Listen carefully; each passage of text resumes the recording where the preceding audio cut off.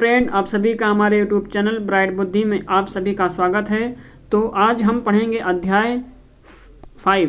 आज हम पढ़ेंगे अध्याय 5 पृथक्करण। ये क्लास 6 की साइंस की किताब को हम यहाँ पे एनालिसिस कर रहे हैं। तो आप यहाँ से पढ़ सकते हैं आज अध्याय 5 पृथक्करण। आपने देखा होगा कि माँ भात या दाल बनाने से पहले चावल या दाल को थाली में ले करके उसमें मौजूद कंकड़ या अन्य पदार्थों के छोटे छोटे कणों को चुनकर अलग करती है। अर्थात हम पृथक्करण के बारे में पढ़ रहे हैं। पृथक्करण का मतलब होता है अलग अलग करना। कई मिश्रण अगर एक ही में मिल जाते हैं, उनको एक अलग अलग करना ही पृथक्करण कहलाता है। तो क्या वस्तुओं में विभिन्न प्रकार के मिले पदार्थों को अलग करना आवश्यक है? किसी पदार्थ का उपयोग करने से पहले उसमें मिले हानिकारक तथा अनुपयोगी पदार्थों को अलग करना आवश्यक है। कभी दो या दो से अधिक उपयोगी पदार्थ भी एक साथ मिले रहते हैं, जिन्हें उपयोग से पहले अलग अलग करना आवश्यक हो जाता है। जैसे गेहूं के साथ चना एवं अन्य अनुपयोगी पदार्थों का मिला रहना। क्या आप बता सकते हैं कि इस प्रकार के मिश्रण से पदार्थों को कैसे अलग किया जा सकता है? पदार्थों को अलग करने के कौन कौन से तरीके अपनाए जा सकते हैं? कुछ तरीके जिनके नाम आप जानते हैं ज़रूर तालिका में लिखें। इस तरीकों को आप किस प्रकार मिश्रित पदार्थों को अलग करने में काम लाते हैं, ये भी लिखिए। अलग करने के तरीके और किस प्रकार के मिश्रित पदार्थों के लिए है। जिसे चुनना, किसमें हम चीज़ों को चुनते हैं, जैसे चावल और कंकड़। चावल में कंकड़ होते हैं तो हम उनको चुनते हैं। तो ये हमारा विधि है चुनने का विधि। ठोस पदार्थों को ठोस पदार्थों से अलग करने के लिए चुनना या चालना और ओसाना विधियों का प्रयोग किया जाता है।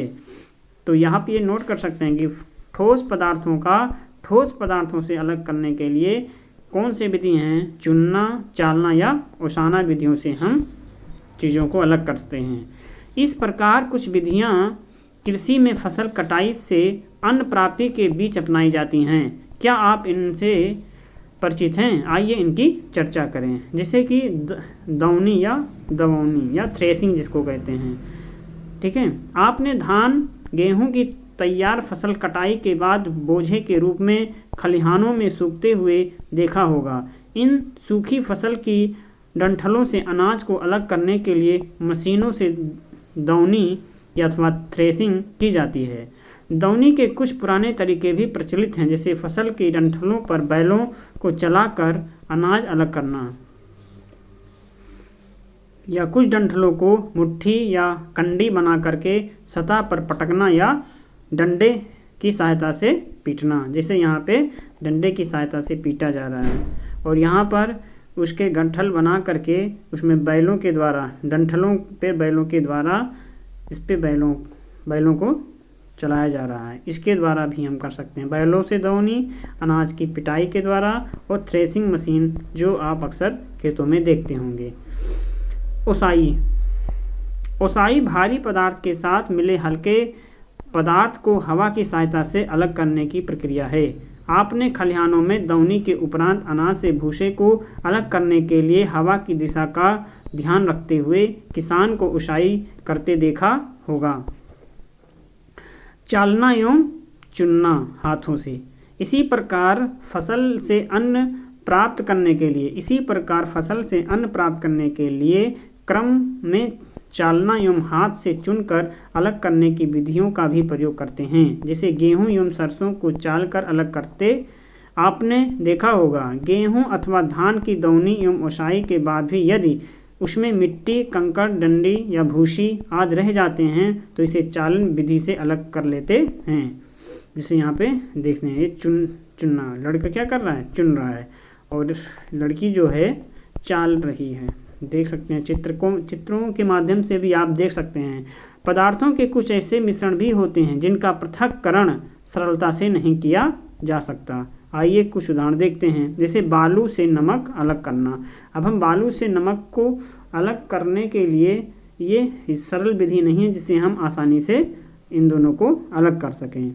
तो आइए जानते हैं कैसे करेंगे। यदि नमक में बालू मिल गया हो तो क्या आप नमक से बालू अलग कर सकेंगे?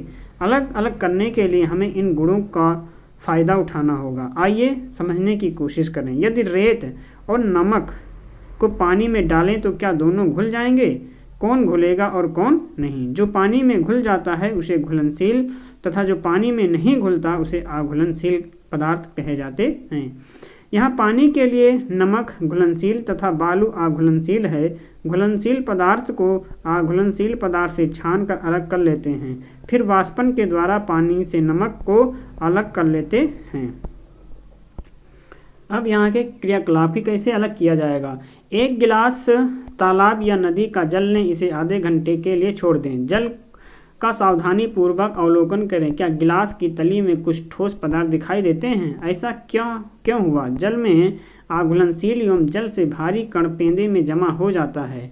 पदार्थ को इस तरह जमने या बैठने की क्रिया को थिराना कहते हैं। अर्थात जमने या बैठने की क्रिया को क्या कहते हैं? थिराना कहते हैं। अब गिलास को धीरे धीरे थोड़ा तिरछा करके जल को दूसरे गिलास में डालिए। थिराने के बाद जमे हुए पदार्थ से जल को या अन्य द्रव को अलग करना निथारना कहलाता है। यदि दूसरे गिलास का जल अब भी साफ नहीं दिखाई दे रहा है तो फिल्टर पेपर के द्वारा छान सकते हैं। फिल्टर पेपर एक ऐसा कागज होता है जिसमें अत्यंत छोटे छिद्र होते हैं और छोटे छोटे ठोस कण पार नहीं हो पाते और फिल्टर पेपर ही टंगे रह जाते हैं। फिल्टर पेपर के उपयोग को चित्र में दर्शाया गया है, आप यहाँ पर देख सकते हैं 5.5। यहाँ पे फिल्टर पेपर लगा दिया गया है और यहाँ पर इसके कण क्या हैं? पेपर फिल्टर के माध्यम से कण नीचे नहीं जा पाते हैं और साफ पानी नीचे छन करके पहुंच जाता है। फिल्टर पेपर के उपयोग से हम छान सकते हैं। हम लोग जो नमक खाते हैं किस प्रकार से प्राप्त होता है? क्या कभी हमने सोचा है? नमक कहाँ से आता है? समुद्र के जल में लवणों की अधिक मात्रा घुली रहती है। इन्हीं लवणों में साधारण नमक पाया जाता है। जिस नमक का प्रयोग हम करते हैं वो साधारण नमक ही तो है। समुद्र के जल को बड़े बड़े गड्ढों या क्यारियों में भर कर छोड़ देते हैं। सूर्य के प्रकाश से जल गर्म होकर वाष्पित हो जाता है तथा ठोस लवण नीचे बच जाता है। इसके बाद लवण को शोधन करके साधारण नमक प्राप्त कर लेते हैं।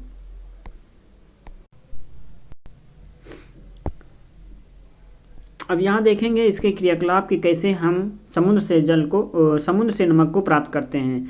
समुद्र जल के अलावा और भी किन्हीं अन्य स्रोतों से नमक प्राप्त किए जाते हैं। तो बताइए। किसी डेयरी में जाइए और मक्खन को दूध से अलग करने की विधियों का पता लगाइए। किस प्रकार मक्खन निकाला जाता है? पदार्थों के द्रवीय मिश्रण के अवयवों की पहचान करना है। आप यहाँ चित्र में देख सकते हैं कि यहीं से ऐसे छोटे छोटे क्यारियाँ बना लिया जाता है और इसमें पानी भरा रहता है। पानी भरा रहता है और फिर पानी वाष्पित होकर के उड़ जाता है, फिर से नीचे नमक बैठ जाता है, वहीं से नमक प्राप्त हो जाता है। तो आप इसे देख सकते हैं। फिर आगे है पदार्थ के द्रवीय मिश्रण के अवयवों की पहचान करना।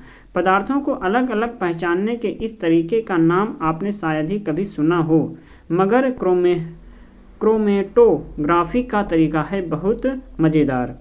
मतलब पदार्थों को अलग अलग पहचानने के तरीके के नाम आपने शायद कभी सुना है, मगर क्रोमेटोग्राफी का तरीका है बहुत मज़ेदार। इसके बारे में कुछ कहने सुनने की ज़रूरत नहीं है, बस इसे करके देखो, मज़ा आएगा। चाक से क्रोमेटोग्राफी। एक चाक के मोटे सिरे से 1 सेंटीमीटर छोड़कर काली स्याही का एक छल्ला सा बनाना है। मतलब कि एक चाक के मोटे सिरे से 1 सेंटीमीटर छोड़ करके काली स्याही का एक छल्ला सा बनाना है। इसके लिए माचिस की तीली या रिफिल की नोक को स्याही में डुबोकर चित्र 5 पॉइंट में दिखाए गए अनुसार चाक पर छुआएं। धीरे धीरे करके चाक की गोलाई के चारों तरफ छुआ कर छल्ला बना लें। अब एक तस्तरी या किसी डिब्बे के ढक्कन में थोड़ा पानी डालें। ध्यान रखें कि पानी आधा सेंटीमीटर से ज़्यादा ना हो। चाक को इस पानी में सीधा खड़ा कर दें।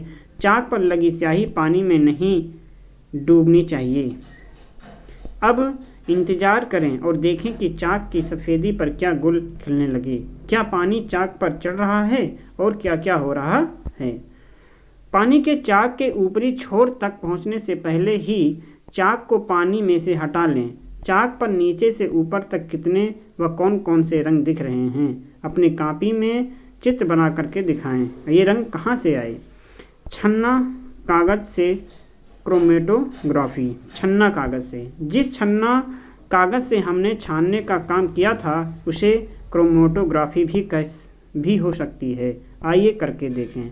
मतलब जिस छन्ना कागज़ों से या कागज़ से हमने छानने का काम किया था उससे क्रोमेटोग्राफी भी हो सकती है। एक बीकर और रिफिल लें। बीकर में लगभग 1 सेंटीमीटर ऊंचाई तक पानी भर लें। अब छन्ना कागज़ की लगभग 4 सेंटीमीटर चौड़ी व 12 सेंटीमीटर लंबी एक पट्टी काट लें। इसके एक सिरे पर करीब 2 सेंटीमीटर छोड़कर आलपीन की नोक से काली स्याही की एक छोटी सी बूंद लगा दें। अब कागज़ के दूसरे सिरे की मोड़ को रिफिल पर टिकाकर बीकर में लटका दें। कागज़ का वह सिरा जिस पर स्याही की बूंद लगी है पानी में डूब जाना चाहिए, मगर ध्यान रखें कि स्याही की बूंद पानी में न डूबे। कागज़ की पट्टी बीकर से छूनी भी नहीं चाहिए। अब एक बार फिर ज़रा इंतज़ार कर लें। अब पानी छन्ना कागज़ की पट्टी पर चढ़ता हुआ रिफिल तक पहुंचने लगे तो पट्टी को निकाल कर सुखा लें। पट्टी पर कितने रंग हैं, कौन कौन से हैं, नीचे से ऊपर तक किस क्रम में हैं, अपनी कॉपी में चित्र में बना करके दिखाएं। क्या स्याही में विभिन्न रंग के रसायन मिले हुए हैं। एक और मज़ेदार प्रयोग। कितने मज़े की बात है, स्याही का रंग तो एक ही दिखता है पर उसमें कितने रंग छिपे हैं। अब एक स्याही की सच्चाई तो पता लग ही गई है। क्या स्याहियों में छिपे अन्य रंगों को देखने की इच्छा नहीं है तो देर कैसी। क्रोमेटोग्राफी से पता कर लें कि अलग अलग रंग की स्याही में कौन कौन से रंग मिले हैं। यदि हम इन रंगों को अलग अलग प्राप्त करना चाहते हैं तो चाक के अलग अलग रंग वाले टुकड़े तोड़ लेंगे। इन टुकड़ों को अलग अलग परखनली में डाल देंगे और ऊपर से थोड़ा पानी डाल देंगे। अलग अलग रंग अलग अलग परखनलियों में आ जाएंगे। चाहे तो करके देख लीजिए। क्या सभी कंपनियों की काली स्याही एक जैसी रंगों से बनी होती है। क्या अलग अलग कंपनी की काली स्याहियों में एक जैसे रंग मिले होते हैं या अलग अलग रंग के होते हैं। कई कंपनियों की काली स्याही अलग क्रोमेटोग्राफी से उनकी तुलना तो न करके देखिए। क्रोमेटोग्राफी अलग अलग पदार्थों के पहचानने की एक बहुत उपयोगी विधि है। पहली बात तो यह है कि तरीके का उपयोग तब भी किया जा सकता है जब मिश्रण बहुत कम मात्रा में हो। जैसे स्याही के रंगों को अलग अलग पहचानने के लिए आपकी बस एक बूंद स्याही लगी है। पौधे से दवाई अलग करना। पौधे से दवाई, इस विधि का उपयोग करके पेड़ पौधे में पाई जाने वाली दवाइयों को अलग अलग कर सकते हैं। जैसे तुलसी, नीम, चिरैता आदि जैसे कई पेड़ पौधे हैं जिनमें दवाइयाँ होती हैं। पहले इनका काढ़ा बना लेते हैं, फिर उनसे काढ़े की क्रोमेटोग्राफी करते हैं। क्रोमेटोग्राफी करने से काढ़े में उपस्थित पदार्थ अलग अलग चिन्ह देते हैं। कई और भी उपयोग होते हैं। क्रोमेटोग्राफी के फूलों के रंग की जांच करने के लिए, किसी चीज़ में मिलावट की जांच करने के लिए, ऐसे कई कामों में इसका उपयोग होता है। पदार्थों को अलग अलग करना हमारे रोज के जीवन में भी जरूरी है और विज्ञान के काम में भी। इस अध्याय में आपने पदार्थों को अलग अलग करने की कुछ विधियां सीखी। पदार्थों या मिश्रण के गुणधर्मों के आधार पर ही पृथक्करण की अलग अलग विधियां अपनाई जाती हैं। तो आज हमने इस लेसन में क्या सीखा। चुनना, चालना, छानना पदार्थों के मिश्रण से पदार्थों को अलग करने की विधियां हैं। अनाज के भूसों को ओसाना विधि से अलग कर अनाज के दाने प्राप्त कर लेते हैं। वह पदार्थ जो पानी या अन्य तरल पदार्थों में घुल जाते हैं उन्हें हम क्या कहते हैं। उन्हें हम घुलनशील कहते हैं। पदार्थों को अलग अलग करने की क्रिया क्या कहलाती है। वाष्पीकरण, छानना या चुनना। पदार्थों को अलग अलग करने की क्रिया क्या कहलाती है। इनमें तो सभी कहलाती है। जल में अघुलनशील एवं जल से भारी कण बर्तन के पेंदे में जम जाने की क्रिया क्या कहलाएगी। तो ये जम जाने की क्रिया थिराना, नीचे जम जाएगा, लेकिन जमे हुए को फिर अलग करना, उसको हम निथारना कहेंगे। निथारने के बाद जमे हुए पदार्थ से जल या अन्य द्रवों को अलग करने की क्रिया क्या कहलाती है? निथारने के बाद तो वो निथारना कहलाएगा। जब मिश्रण बहुत कम मात्रा में हो तो इसे अलग करने की कौन सी विधि बेहतर होगी?